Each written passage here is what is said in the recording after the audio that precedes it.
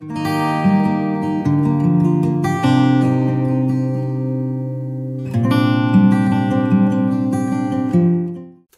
à tous et bienvenue dans cette nouvelle vidéo. Aujourd'hui je vous retrouve pour le premier update de ce mois de septembre et au programme 3... j'ai envie de dire un peu 3 romances hein, d'une certaine manière, mais vous verrez pourquoi je vous dis d'une certaine manière. En tout cas 3 livres que j'ai dévorés, je les ai lus tous sur liseuse, donc il n'y aura pas de version papier à vous montrer, j'incorporerai comme d'hab la couverture quelque part par ici, à moins que je sois prise une flémangite aiguë et que je le fasse pas, ça m'arrive de temps à autre, mais c'est de plus en plus rare, vous remarquerez. La flemme se limite au fait que vous soyez dans ce décor absolument abominable. En plus, c'est vraiment le sou qu'il faut que je range tout mon bureau. Là, je m'en rends compte. Je déteste quand c'est le bordel comme ça au niveau de mon espace de travail. Je trouve ça... Je n'aime pas ça. Je n'aime pas ça. Donc, on va faire un peu la meuf organisée. C'est le seul endroit dans ma vie qui est organisé, c'est mon bureau. Donc, voilà. On va essayer de faire quelque chose. En ce moment, se faire une bibliothèque, c'est un carnage. Là, je n'aime plus du tout l'agencement de ma chambre avec mes bibliothèques et tout. Enfin, catastrophique. J'ai envie de déménager, je crois. J'ai envie de partir. Nouveau départ, tout ça, tout ça. Enfin... Bref, update lecture, parce que c'est ça quand même le fin mot de l'histoire. Je suis pas là pour vous raconter ma life. Mais pour vous parler de la life des personnages, et notamment ce d'Hollywood Dreams de Valérie Delahaye, dans lequel on va suivre Annabelle et Gary. J'ai choisi de lire ce livre parce que j'ai acheté le tome compagnon. Et que quand je m'en suis rendu compte, vous connaissez un peu mon toc, je me suis dit, ah bah non, faut que je lise celui-là. En effet, j'ai rencontré Valérie à... Béné au salon Sea Books and Love où on était toutes les deux exposantes et je lui ai acheté son roman The Bennett Léo et j'ai capté après coup qu'il faisait partie de l'univers Hollywood Dreams, donc forcément une chose en entraînant une autre. Vous me connaissez maintenant, au moment où j'ai voulu lire Léo, je me suis rendu compte qu'en plus c'était le fils des personnages, du coup je me suis dit bah non, hein, du coup non, je vais d'abord lire Hollywood Dreams, ce que j'ai fait. Dans ce roman, on va suivre, donc comme je vous le disais, Annabelle et Gary. Annabelle est une Française expatriée aux États-Unis pour devenir actrice. Seulement, sa carrière décolle pas des masses malgré une agente qui se démène vraiment. Agente qui va la mettre en relation avec Gary Bennett, qui est la coqueluche d'Hollywood. On ne parle que de lui partout. Il est dans tous les meilleurs coups. Enfin bref, vraiment, le mec, c'est la star hollywoodienne. Et il en a le caractère puisqu'il est absolument odieux avec toutes ses assistantes. C'est pour ça que Danielle, l'agente des deux, va les mettre en relation pour qu'elle devienne l'assistante. Évidemment, au début, Annabelle, c'est hors de question pour elle, elle n'a pas signé pour ça, elle est là pour passer des castings, certainement pas pour être assistante, mais comme c'est le studio de Gary qui l'embauche, ça lui ouvre une porte de sortie, puisqu'en contrepartie de son travail, s'il est bien fait, elle aura le droit, évidemment, de passer des castings plutôt sympatoches. Bref, vous avez un petit peu compris l'idée, elle va se retrouver à bosser pour lui. Homme particulièrement imbuvable, hein, on va pas se cacher que franchement, il est vraiment imbuvable et je comprends qu'il est... En fait... C'est assez particulier parce qu'au début il est vraiment imbuvable et assez rapidement il est plus tant que ça. Bon voilà. Mais ouais, assez imbuvable, voilà, très imbu de lui-même, pas très gentil, très colérique aussi, enfin bref, vraiment la star dans toute sa splendeur. Évidemment entre eux ça va être électrique, ils se plaisent bien, tout ça, et puis voilà, je ne m'étendrai pas sur le sujet davantage parce que je ne veux pas vous spoiler, mais... Je suis assez mitigée sur cette lecture pour être 100% transparente avec vous parce que le gros de l'histoire que je ne peux pas vous dévoiler là pour ne pas vous spoiler repose sur un choix que je trouve particulièrement stupide de l'héroïne. Et du coup j'ai passé les 3/4 du livre à me dire mais quelle conne, mais putain, mais n'importe quoi, mais pourquoi est-ce qu'elle fait ça? Genre vraiment j'ai passé les 3/4 du livre à faire ça. Et puis au fur et à mesure, je comprenais, depuis le début, je comprenais entre guillemets son choix. Je trouvais ça très con, mais je comprenais pourquoi est-ce qu'elle agissait comme ça. Et au fur et à mesure, c'est aussi ce qui va construire la romance, construire le lien des personnages, qui est hyper intéressant d'ailleurs, je reviendrai là-dessus après. Et du coup, j'étais assez partagée, parce qu'à la fois, je trouvais ça absolument, comme décision complètement stupide, je l'étais pas hyper... En plus de ça, c'est... Comment dire ? C'est pas une thématique qui me plaît plus que ça dans la romance, donc en plus je partais un petit peu mal avec ça. Mais vraiment le fait que l'héroïne, vraiment, mais lui aussi d'ailleurs, les deux, je me disais mais pourquoi vous faites ça? Genre vraiment, dans votre tête il s'est passé quoi pour que vous disiez tiens mais idée brillante, faisons ça. Enfin bref, voilà, j'étais vraiment un peu en mode... Mais du coup, ce que j'ai particulièrement aimé, c'est d'être placée dans cette position, dans le récit. Dans cette position où je ne concevais pas les choix des personnages et où l'autrice arrivait à me les faire accepter parce que comme ça a du sens pour les personnages, au bout d'un moment, ils finissent aussi par avoir du sens pour toi en tant que lecteur. Et j'ai vraiment aimé le fait, pendant tout le livre, d'être un peu en mode... Enfin vraiment, genre d'avoir envie de les secouer comme des pruniers et de faire mais vous faites n'importe quoi. Et puis en même temps, bah, de remettre un petit peu ça en question au fur et à mesure où j'avançais dans la lecture, au fur et à mesure où je me laissais prendre un petit peu au jeu aussi, mine de rien. Accessoirement, j'ai vraiment aimé le lien que ça crée entre les personnages. Parce que, et déjà, c'est le cas dès le début, elle arrive, c'est son assistante, il est pas très cool, mais il essaye quand même un peu de prendre des pincettes avec elle au fur et à... Enfin, déjà parce que c'est une femme et que généralement, je crois que ses assistants, c'est plutôt des hommes de mémoire. Je crois qu'à un moment, il le dit qu'il préfère être avec des hommes. En plus de ça, très vite, elle lui plaît, elle se laisse pas faire, elle a quand même du mordant, du répondant. Entre eux, c'est assez électrique dès le début. Et en même temps, j'aime beaucoup parce qu'en fait, ils se confient très facilement et rapidement l'un à l'autre et ils vont créer vraiment une amitié. Et même s'ils se plaisent, même si on sent que potentiellement il pourrait y avoir plus, au début, leur histoire, c'est vraiment une histoire d'amitié. Et j'ai vraiment aimé les voir être des étrangers, un boss et son employé, devenir des amis au final, et puis petit à petit développer des sentiments qui pour moi de toute façon dès le début n'étaient pas que des sentiments amicaux, mais ils ont vraiment tenu à garder cette relation qui est hyper intéressante, hyper importante. Elle arrive à Los Angeles, elle connaît personne à part son agente, elle a personne dans la vie et il va devenir hyper important pour elle. J'ai vraiment aimé le lien qui se tisse entre les deux, je trouve que c'est une super jolie histoire et je dois le reconnaître, s'il n'y avait pas eu ce truc-là, je pense que l'histoire aurait pas eu du tout la même saveur.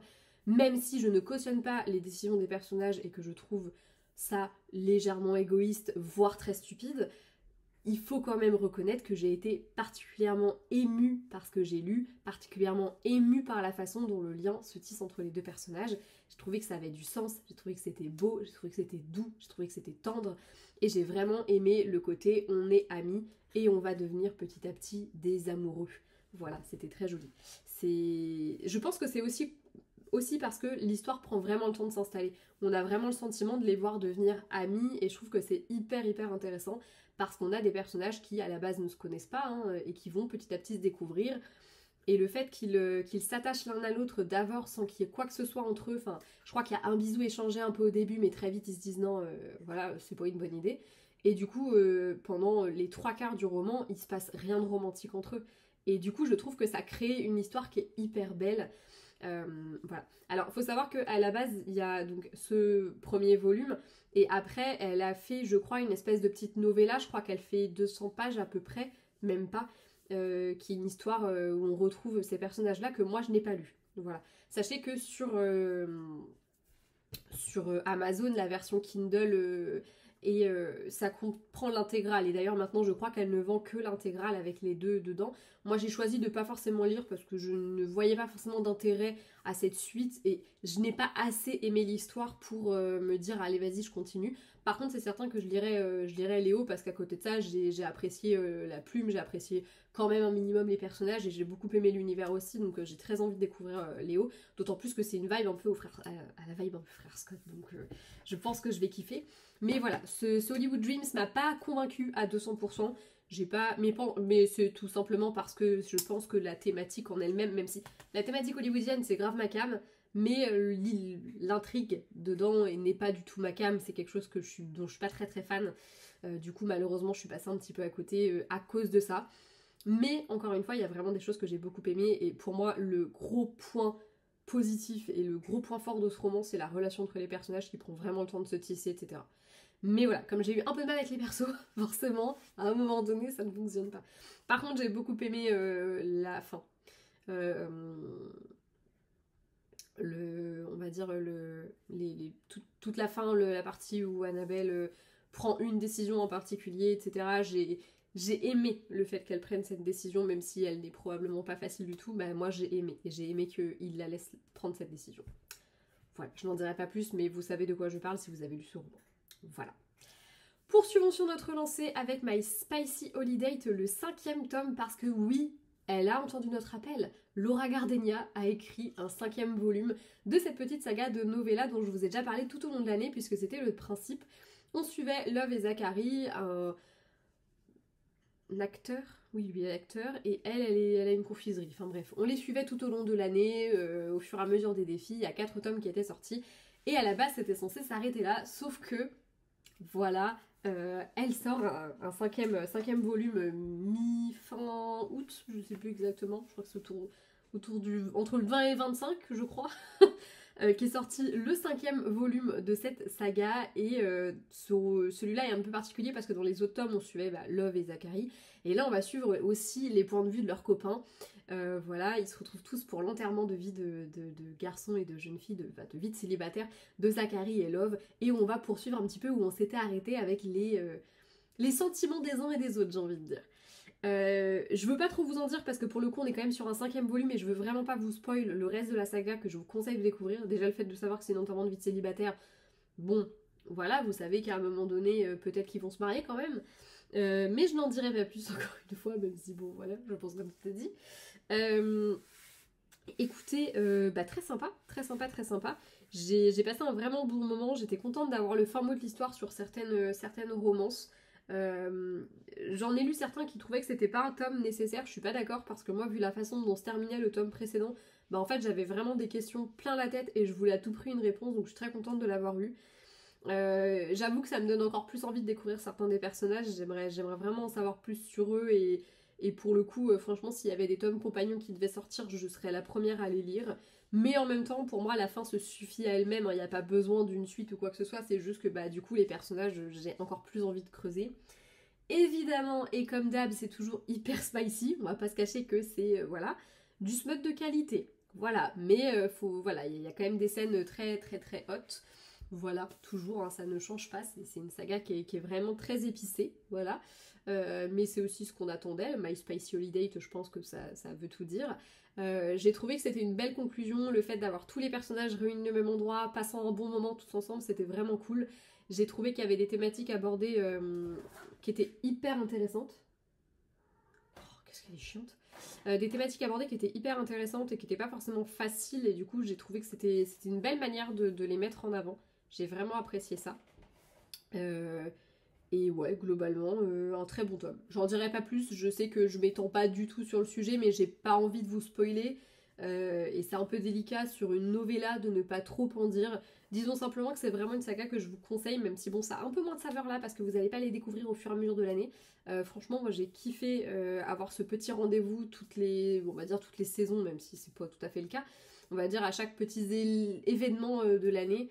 Puisque le premier est sorti en gros pour le nouvel an, le deuxième c'était pour la Saint-Valentin, le troisième c'était pour Pâques, et le quatrième c'était pour le 4 juillet. Bon, ça sortait pas exactement à ce moment-là, mais en gros l'histoire se déroulait à ce moment-là, donc ça se déroulait plus ou moins dans ce... Voilà. Bref, j'étais très contente de suivre cette saga tout au long de l'année, je trouve que c'est une très très bonne idée. Le côté novella fait que ça se lit vraiment hyper vite. Moi je sais que je l'ai jamais mis dans ma pile à lire du mois, mais à chaque fois je le lisais parce que j'aimais vraiment cette petite saga. J'ai trouvé le concept hyper top, et puis les couvertures étaient trop belles aussi, qu'on peut se le dire. C'est signé Aurore Payel et franchement j'adore le style. Bref, je vous conseille vraiment de les découvrir, ils sont tous en abonnement Kindle, et vous pouvez aussi les commander sur Amazon ou sur la boutique de Laura pour avoir une petite dédicace. Normalement ils sont toujours dispo dessus. Et voilà, bref, petite saga que je vous conseille, vraiment. Enfin, on va quitter un petit peu le monde de l'auto-édition et le monde de la romance pure et dure pour une romantasy, puisque j'ai lu Heartless Hunter de Kristen Ciccarelli, dont j'ai adoré la saga Iskari. C'est une super saga et je pense que c'est une des meilleures fantasy young adult que j'ai lues. Voilà, c'est posé comme ça. J'ai vraiment adoré. On était aussi sur de la romantasy puisque chaque tome suivait un couple, hein, mais vraiment, ouais, romantasy de qualité que je vous conseille vivement de découvrir. C'est vraiment génial. Et je trouve qu'elle va à nouveau complètement nous bluffer avec Heartless Hunter parce que j'ai adoré. Voilà, gros coup de cœur encore une fois. Enfin, je sais pas comment, je vais pas vraiment dire gros coup de cœur parce que je trouve que le fait que ce soit du young adulte, il y a des choses qui vont un peu vite, etc. Du coup, j'ai adoré, mais je vais plutôt le classer en petit coup de cœur. Voilà. Genre, le Pont des Tempêtes, gros coup de cœur de romantasy. Lui, je peux pas le mettre à la même hauteur. Il y a quand même, voilà. Mais putain, j'ai adoré ma lecture, hein. C'était trop bien, hein. Dans ce roman, on va suivre Rune, qui est une sorcière. Le problème, c'est que les sorcières, depuis que la République a pris le pouvoir et a tué les reines sorcières, elles sont traquées, elles sont chassées et elles sont tuées. Voilà.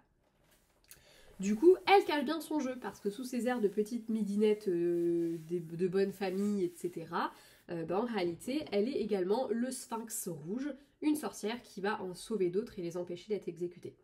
Le Sphinx Rouge, c'est justement la personne que Et là, on va se marrer 2 minutes parce que je n'ai aucune idée de comment se prononce le prénom du mec. Parce que je pense que si je le dis à l'anglaise, ce serait un truc un peu à la Gaiden. Et si je le dis à la française, on est sur du Gideon, comme le méchant de Charmed. Voilà. Mais en même temps, le méchant de Charmed, est-ce que dans la version anglaise, on l'appelle pas Gaiden? Je ne sais pas comment il va s'appeler, donc je ne dirai pas son prénom. Mais je vais l'appeler le chasseur de sorcières. Bref, lui, là, eh ben, il est chasseur de sorcières. Et il commence à soupçonner que la petite Rune, elle ait un truc à voir avec tout ça, donc il va vouloir se rapprocher d'elle. Et elle aussi va vouloir se rapprocher de lui parce que potentiellement il a des infos qui pourraient peut-être l'intéresser. Seulement, vous le savez, les sentiments vont potentiellement s'en mêler et vont légèrement foutre la merde, d'autant plus qu'il se pourrait bien qu'en secret, certaines sorcières se réunissent et que ça s'apprête à foutre la merde, j'adore ça. Bref, on est sur une romantasy young adulte, donc une romance dans un univers de fantasy plutôt axé pour la jeunesse. Et je trouve que ça se ressent sans trop se ressentir. Personnellement, j'ai pas eu l'impression de lire un roman jeunesse les 3/4 du temps. Je dirais juste que là où on sent que c'est de la jeunesse, c'est parce que les choses vont quand même assez rapidement, notamment les sentiments entre les personnages vont naître quand même assez facilement et assez vite. Et ça se lit vraiment très très vite aussi, donc on peut se laisser dire que il se passe quand même un certain temps entre le moment où ils commencent à se tourner autour et le moment où ils se disent qu'ils s'aiment. Voilà, voilà. Mais en dehors de cet aspect-là, je trouve qu'il y a vraiment quelque chose d'assez adulte dans tout ça. Déjà parce que il y a des scènes qui sont quand même un peu crues. Il y est question de sexe de manière aussi assez... Enfin, je vais pas dire crue non plus, mais... Enfin, je n'ai pas eu l'impression de lire un roman jeunesse en dehors de l'aspect peut-être les choses vont assez vite, il y a peut-être des facilités scénaristiques que l'on ne verrait pas dans une romantasy plus adulte, encore que, il y en a certaines, franchement, elles se foulent pas. Voilà. Mais personnellement, j'ai adoré. Je me suis laissée complètement prendre au jeu parce que c'est vraiment addictif, tant par l'univers que par les personnages que j'ai adoré. Gros coup de cœur sur les 2 personnages. Rune, ce qui est assez intéressant, c'est que du coup, elle fait partie de la haute société. Et elle est vraiment une sorcière cachée. Et elle fait vraiment... Enfin, elle joue super bien son rôle, le petit écervelé et compagnie. Enfin, très... comment on dit là quand on... Putain, j'ai pas le mot... J'irais pas jusqu'à dire prétentieuse, mais un peu quand même. Mais voilà, elle fait pas... Enfin, elle ne voit que par les apparences, elle est pas très... Enfin voilà, elle fait pas très fut-fut quoi. On aurait du mal à imaginer que ce soit elle qui réussisse au nez et à la barbe des chasseurs de sorcières, puisqu'on va les appeler comme ça s'appelle la garde de sang, mais les chasseurs de sorcières ça marche aussi, qui arrive en fait à littéralement aller leur repiquer les nanas qui viennent de gauler quoi, c'est assez impressionnant. Bon, elle est aidée, elle est pas toute seule, mais quand même, elle fait une grosse partie par elle-même. Et j'ai trouvé vraiment cette ambivalence entre les 2 runes hyper intéressante parce que il y a vraiment d'un côté le sphinx rouge et de l'autre il y a Rune Winters, la nana va à des bals, qui a des jolies robes, qui a plein de prétendants, machin, et qui fait un peu petit écervelé quoi. C'était hyper intéressant d'ailleurs, j'ai vraiment adoré ce personnage. Et de l'autre on a le chasseur de sorcières, dont je ne prononcerai pas le prénom, qui lui... Moi, il m'a énormément touchée. On sent vraiment que son passé l'a complètement transformé. Et il est hyper touchant. Je trouve qu'il a plein de visages aussi, plein de facettes. Et j'ai vraiment aimé découvrir la moindre de ses facettes. C'est un personnage qui a quelque chose de très très sombre en lui et qui en même temps a une vraie lumière qu'on voit apparaître petit à petit. Et je trouve que le lien entre les deux, il se fait avec une facilité déconcertante alors qu'ils viennent de 2 mondes vraiment différents. Déjà parce que elle vient de la haute société, elle a jamais manqué de rien. Lui de son côté, il a connu vraiment la misère, à se priver de repas pour que sa petite sœur puisse manger.